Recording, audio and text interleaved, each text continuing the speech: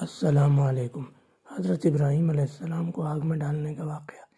حضرت ابراہیم علیہ السلام اپنی قوم کو بت پرستی اور شرک سے منع کرتے تھے، لیکن قوم باز نہیں آتی تھی۔ ایک دن جب تمام قوم میلے میں گئی ہوئی تھی، حضرت ابراہیم علیہ السلام بت خانے تشریف لے گئے اور کلاڑی سے تمام بت سوائے بڑے بت کے توڑ کر کلاڑی بڑے بت کے کندھے پر رکھ دی۔ جب باقی قوم واپس آئی، انہوں نے دیکھا تمام بت ٹوٹے پڑے ہیں اور کلاڑی بڑے بت کے کندھے پر ہے۔ یہ بات جب حضرت ابراہیم علیہ السلام سے پوچھی گئی کہ کیا انہوں نے بت توڑے ہیں، انہوں نے فرمایا کہ یہ بت بڑے بت نے توڑے ہوں گے۔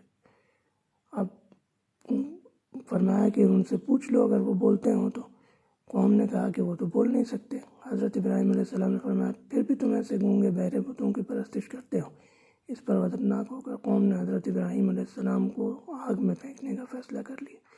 جب حضرت ابراہیم علیہ السلام کو آگ میں ڈالا جا رہا تھا تو ان کی زبان مبارک پر یہ دعا جاری تھی، بسم اللہ الرحمن الرحیم، حسبی اللہ و نعم الوکیل۔